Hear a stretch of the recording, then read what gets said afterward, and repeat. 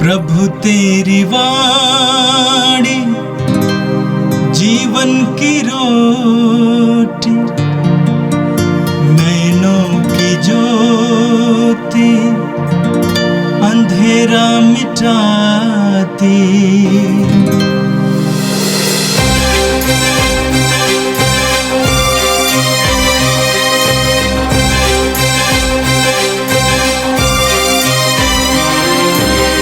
प्रभु तेरी वाणी जीवन की रोटी, नैनों की ज्योति अंधेरा मिटाती।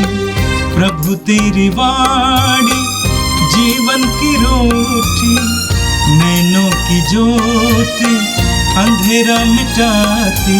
वाणी वाणी वाणी वाणी वाणी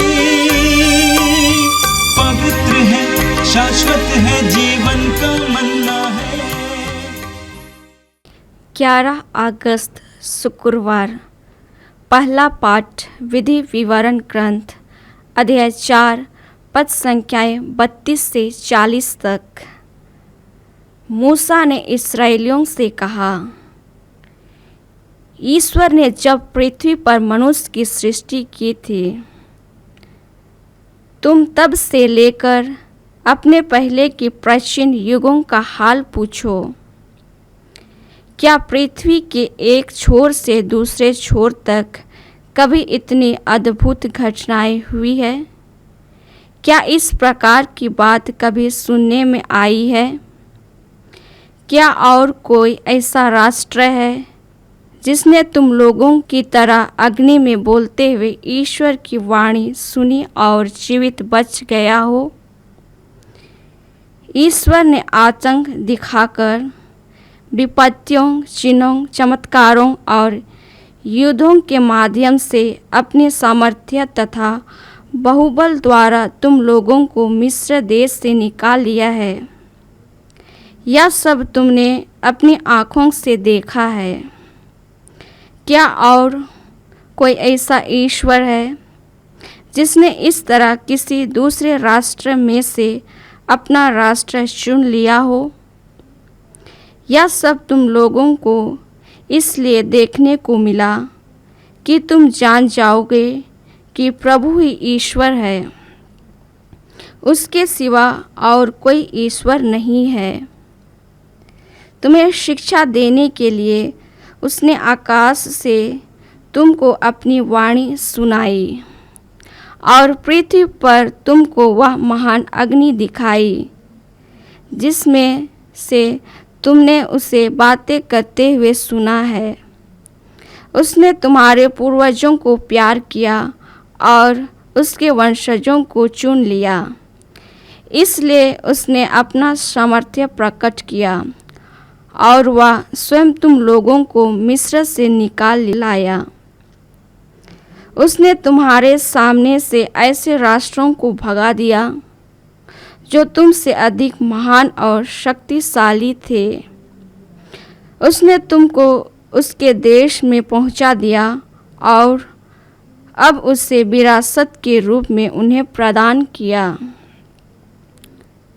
आज यह जान लो और इस पर मन ही मन विचार करो कि ऊपर आकाश में तथा नीचे पृथ्वी पर प्रभु ही ईश्वर है, उसके सिवा और कोई ईश्वर नहीं है।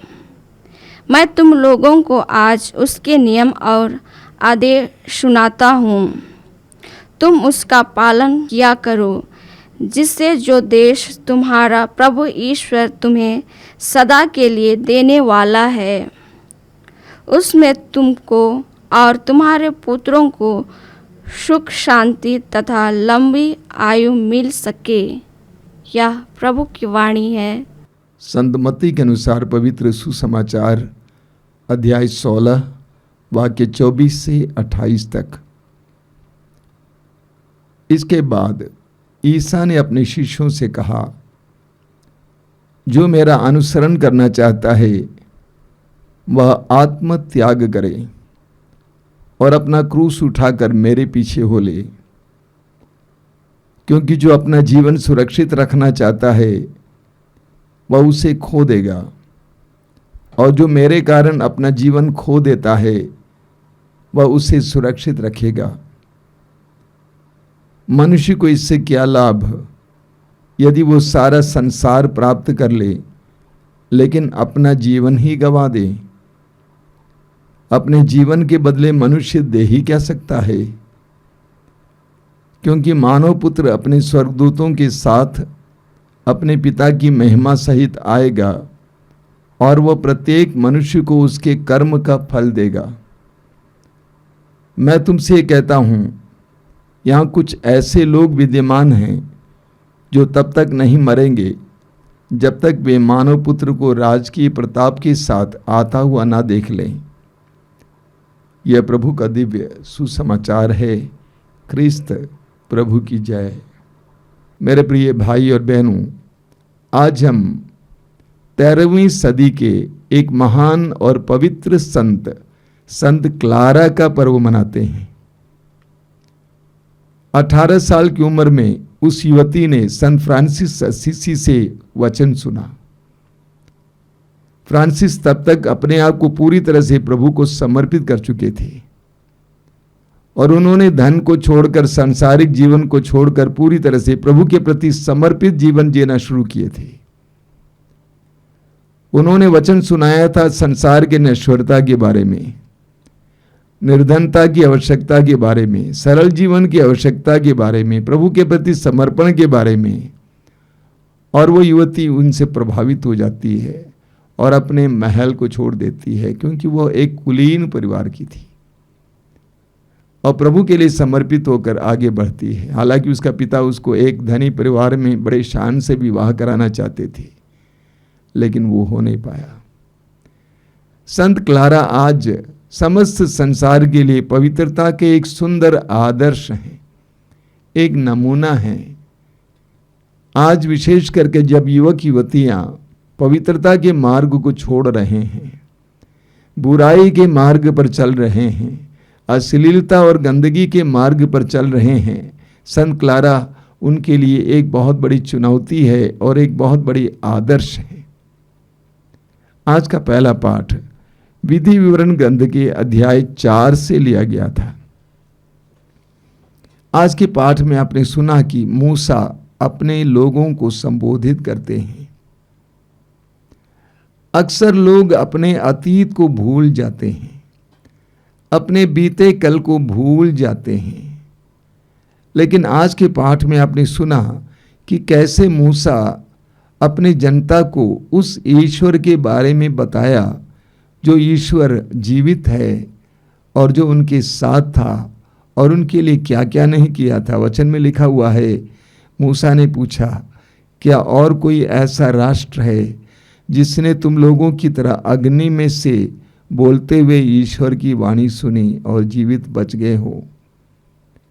ईश्वर ने आतंक दिखाकर विपत्तियों, चिन्हों, चमत्कारों और युद्धों के माध्यम से अपने सामर्थ्य तथा बाहुबल द्वारा तुम लोगों को मिस्र देश से निकाल लिया है। यह सब तुमने अपनी आंखों से देखा है। क्या और कोई ऐसा ईश्वर है जिसने इस तरह किसी दूसरे राष्ट्र में से अपना राष्ट्र चुना हो? यह सब तुम लोगों को इसलिए देखने को मिला कि तुम जान जाओ कि प्रभु ही ईश्वर है, उसके सिवा और कोई ईश्वर नहीं है। तुम्हें शिक्षा देने के लिए उसने आकाश से तुमको अपनी वाणी सुनाई। उसने तुम्हारे सामने से ऐसे राष्ट्रों को भगा दिया जो तुमसे अधिक महान और शक्तिशाली थे। आज ये जान लो और इस पर मन ही मन विचार करो कि ऊपर आकाश में तथा नीचे पृथ्वी पर प्रभु ही ईश्वर है, उसके सिवा कोई और ईश्वर नहीं है। मैं तुम लोगों को आज उसके नियम और आदेश सुनाता हूं, तुम उनका पालन किया करो। जो देश तुम्हारा प्रभु ईश्वर तुम्हें सदा के लिए देने वाला है, उसमें तुमको और तुम्हारे पुत्रों को सुख, शांति तथा लंबी आयु मिल सके। एक अच्छे पिता की तरह मूसा अपनी जनता को सिखाते हैं, याद दिलाते हैं कि ईश्वर ने कैसे उनसे बातें की, ईश्वर ने कैसे अपने सामर्थ्यपूर्ण कार्यों के द्वारा उनको मिस्र से छुड़ाया। इसलिए मूसा उनसे कहते हैं कि तुम ईश्वर के प्रति समर्पित हो जाओ, क्योंकि वही एकमात्र प्रभु ईश्वर है। मेरे प्रिय भाई और बहनों, बुजुर्गों, माता पिताओं, नेताओं, अगुओं की जिम्मेदारी है कि वे अपने लोगों को, अपने बच्चों को, अपने जनता को ईश्वर के द्वारा किए गए उन सारी बातों को याद दिलाना और ईश्वर के प्रति समर्पित रहने के लिए लोगों को आह्वान करना। अक्सर लोग अपने अतीत को भूल जाते हैं कि हम क्या थे, कैसे थे। हमें आने वाली पीढ़ियों को याद दिलाना है कि हम क्या थे और कहां से प्रभु ने हमें यहां तक पहुंचाया है। कभी कभी मुझे कई युवक युवतियों से भी सुनने को मिलता है कि स्वामी जी, आप जानते हैं हम कैसे थे, कैसे रहते थे, लेकिन प्रभु ने हमें आज इस स्तर तक पहुंचाया है। एक युवती ने एक बार फोन करके मुझसे कहा कि मैं आपको धन्यवाद देती हूं क्योंकि आपने मेरे परिवार के लिए प्रार्थना की। मेरे पिता शराबी थे, लेकिन आज हम लोग अच्छे स्तर पे पहुंच गए हैं, मुझे एक अच्छी नौकरी भी मिल गई है। ये सुनकर मुझे रोना आया। रोना इसलिए आया क्योंकि एक युवती होते हुए भी वो अपने अतीत को नहीं भूलती है, घमंड में नहीं भूलती है, बल्कि अपने अतीत को याद करते हुए ईश्वर को धन्यवाद देती हैं। हम सबको ऐसा करना चाहिए। और आज का सुसमाचार संत मत्ती के सुसमाचार की अध्याय 16 से लिया गया था।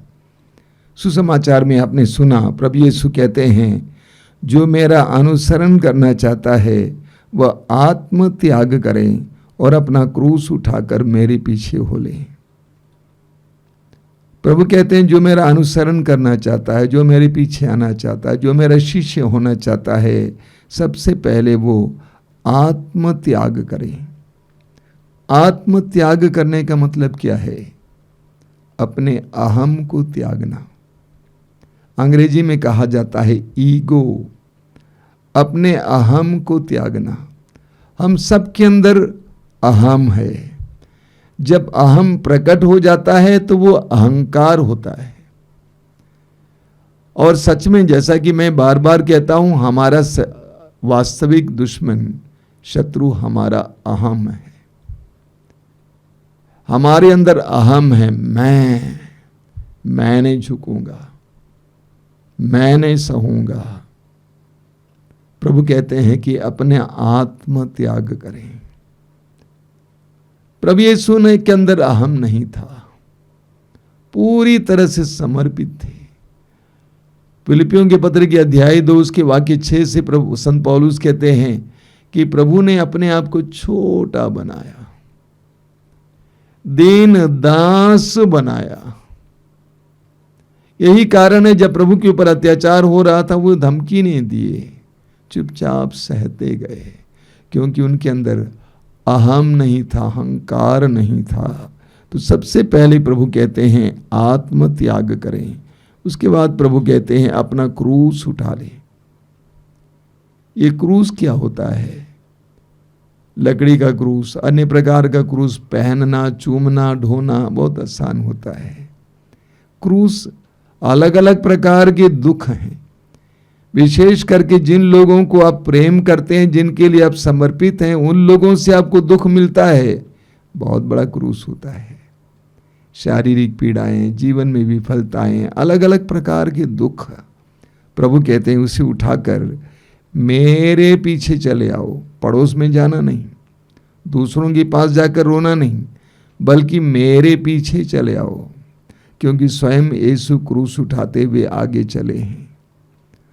उन्होंने हमें यह दिखाया है कि क्रूस कैसे उठाना है और कैसे चलना है।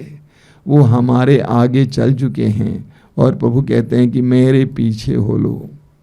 आगे प्रभु कहते हैं जो अपना जीवन सुरक्षित रखना चाहता है वो उसे खो देगा, और जो मेरे कारण अपना जीवन खो देता है वह उसे सुरक्षित रखेगा।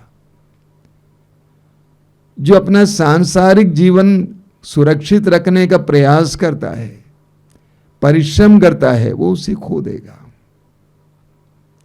लेकिन जो उसको आध्यात्मिक लाभ के लिए खो देता है, वो उसे पाएगा। संत पौलुस स्पष्ट शब्दों में कहते हैं, तिमोथी का पहला पत्र अध्याय 6 वाक्य 7 में, हम खाली हाथ आए और खाली हाथ जाएंगे, हम कुछ नहीं लाए हैं। तो जो इस संसार के प्रति बहुत आसक्त है, वो अपना जीवन खो देगा।